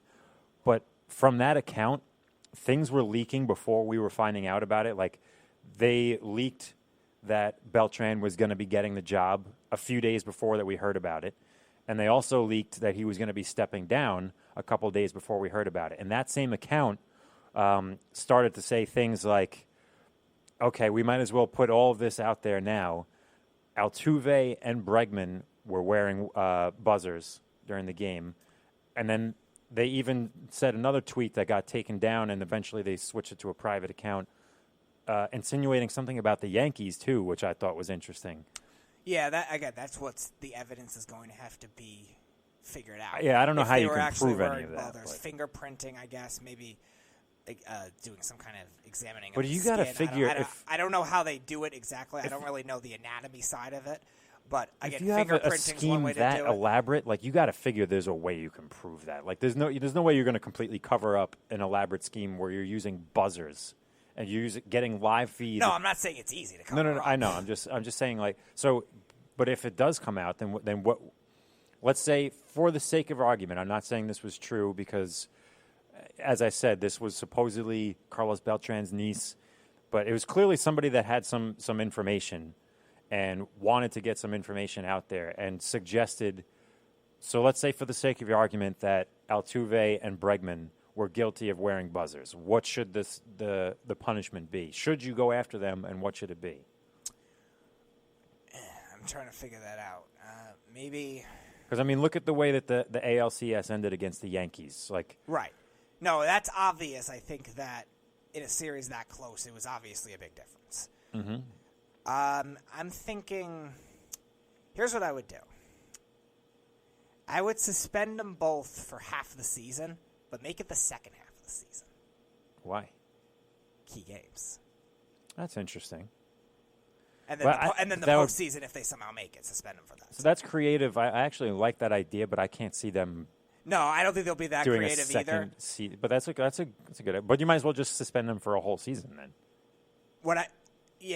Here's the thing. Again, it depends on how many players were out. I would only suspend them for the whole season if they were the primary person driving on the investigation.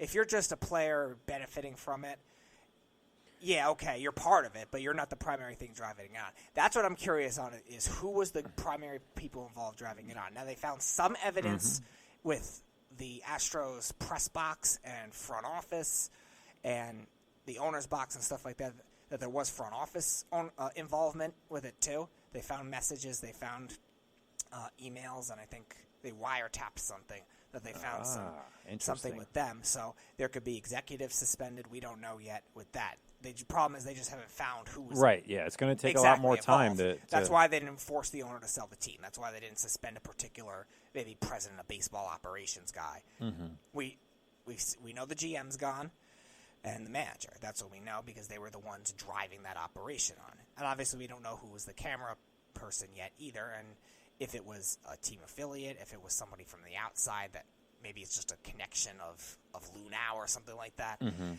We don't know who the exact camera person is either, and that's what's going to throw another loop into this. I just think overall with the players might just be the beneficiary rather than, all right, this was my idea, that's who driving it on from the front office or from Hinch or something like that, and they might have just been the beneficiary. If they're just the beneficiary, I wouldn't suspend them the whole year, but if they were somebody driving it on and say, all right, here, you have the buzzer now, oh, here, nope, you get it for this game. One of those players doing it, which is possible. I think it's very possible. Mm-hmm. Then suspend them the whole year. And going down this conspiracy rabbit hole here, because none of this has been proven yet, but so let's just run with the idea that they were wearing buzzers. I don't think that everybody was in on it, because again, if we're pointing to that walk-off home run that Altuve hit off of Chapman as he's running around the bases, why would he be yelling, oh, you just hit a walk-off home run to get your team into the World Series? Why, on your mind, in that euphoric moment, are you yelling, don't rip my jersey off? Now, if everyone if more players, but if everybody on the team knew that you were wearing a buzzer, and you wouldn't have to yell that. Like maybe it's interesting. Now you're right. That is definitely interesting. He could also be saying that to throw people off. We don't know. But it just seems like an odd thing as you just hit in an enormous moment, a very close contested series, a home run in the 9th inning to get your team to the World Series, and you're running around the bases thinking, don't rip my shirt off because I'm too shy, because my wife doesn't want me having my shirt off. It just seems like a weird thing to be thinking about. That seems to be that Altuve is one of the guys definitely in on exactly. it, being that conscientious. Now, you're right. There's going to be some players that might have not been involved, and there's also going to be some players that maybe in the moment forgot. There's always that possibility. You're not always thinking straight when you're celebrating that much, and the emotion, the adrenaline of a game can get to you too. So you're not always going to be in that correct state of mind to be able to do that either. So he might have been just yelling to make sure everybody heard, and that's where it could be. Or again, like I said, they could be he could be trying to throw them for a loop too. It just seems like such a bizarre like I can't imagine being in that spot, hitting a walk-off, like the feeling that you must get from hitting a walk-off home run to get your team into the World Series, and then you're worried about your wife seeing you have your shirt ripped off. It just and being so adamant about it. Like he was like, no, don't rip my jersey off, and like covering it up like this. Right. And then supposedly that you see him at one point run off into the clubhouse and come back wearing something a little bit different, where everyone was still on the field celebrating. It's like a lot of these things are pointing toward. There's a lot of suspicious things that happen with this, and we already know that they're guilty of the trash can thing. Correct. So, and that was known by baseball. So why wouldn't they take that a step further? They're already in those waters. I think they already are. I think they're just trying to find the raw evidence right now. Yeah. And the other thing that's going to be looked at, because they already know the Altuve thing, in most circumstances, we could see the lip syncing, but there's no audio file yet. But we could see the lip syncing. We could see the obvious effort to say. Well, as I said, there was the interview and the interview, like you were saying. So they have evidence of that one game. The question is, do they have more? And I think they're going to look at a larger sampling of games. What about 2017, the walk-off double or whatever it was by Correa in Game 2 of this 2017 ALCS, the home run by Altuve and then by Springer in the extra innings against the Dodgers in Game 5 of the World Series. So they might look at all those things and see if they could figure out, all right, are they not celebrating here? All right, is this guy hiding something? All right, what is the mindset of all these guys? What is the emotional level? So they may try to investigate it like that too before rushing a judgment on just one game as well. Oh, yeah, no, without a doubt. I mean, the only thing, time is going to be the only thing that tells, because we don't know what evidence they have or what evidence they'll uncover. So we're really just we're speculating at this point. Now, the other thing that came out too was the White Sox pitcher who accused Tony La Russa of doing that, of stealing signs too. Really, I didn't. Now, obviously, he did it at a different time. This is when La Russa was managing the White Sox in the '80s, so there's not technology available to do that. Right, not even close to that. What are you going to steal signs with a Walkman or something like that? I mean, it's possible, I guess. Hey, there's stories about from like the '50s with guys with binoculars and stuff. So I mean, it's possible. It's possible. It's just a lot harder. But much harder. There's also some Cardinals connections from that in that front office too that came over. I don't know if he was on that specific team, but Colby Rasmus was on the Astros at one point, who played with La Russa in St. Louis. And the Cardinals were also accused of this sign stealing thing. They didn't reveal what technology, but illicit sign stealing is what they were accused of in 2009, I think it was, when he was with the Cardinals. So I didn't mind it at the time because it seemed very natural. There was no technology involved. So that made a lot of sense, but I mean, there could be some connections there, too. I have to see the whole roster to see if there were any more, but I think there were a couple more that had some connections with those Cardinals teams, too. Obviously, veteran players. Now, did you see anything, the video surfaced as that, I think it was last Thursday when a lot of these things started coming out and people were accusing each other of this and that. Somebody put together a video when the Yankees and the Red Sox played this year in London, okay, and the Yankees scored a ton of runs, like a ridiculous amount of runs in the two games that they were there, and they interviewed Alex Cora after the game, and it was a strange, kind of a strange exchange between Cora and the reporter. But ultimately, what they were saying was, since the Yankees had Carlos Beltran as an advisor, right? He was some sort of advisor for the Yankees this year. So Cora kept on joking and saying, like, I'm not saying they're using any devices. And then he, like, very obviously is winking at the camera. But, and then he's saying, oh, Carlos Beltran is actually the most important free agent acquisition that the Yankees had. And now we know Cora is named in this investigation too.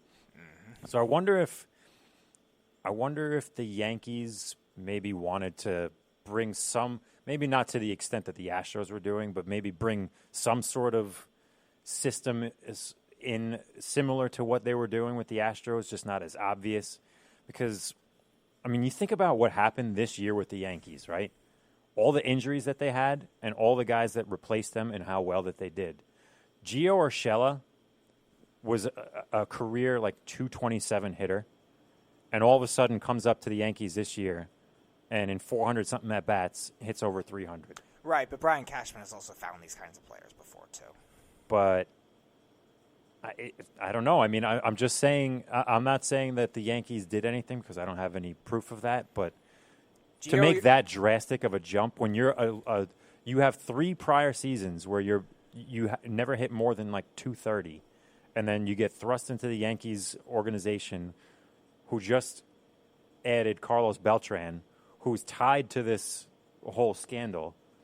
I don't know. I mean, I'm just, again, since we're going down this rabbit hole here, I'm just throwing some things out there. I just think it's going to be tough to judge all that just because the Yankees have done well in terms of finding gems as well.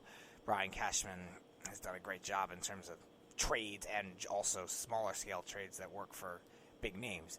Gio Urshela in Cleveland wasn't much worse than Didi Gregorius with the Diamondbacks. Think about that. And now we know the player Didi is now. Yeah, true, but I don't know. Maybe it's analytics.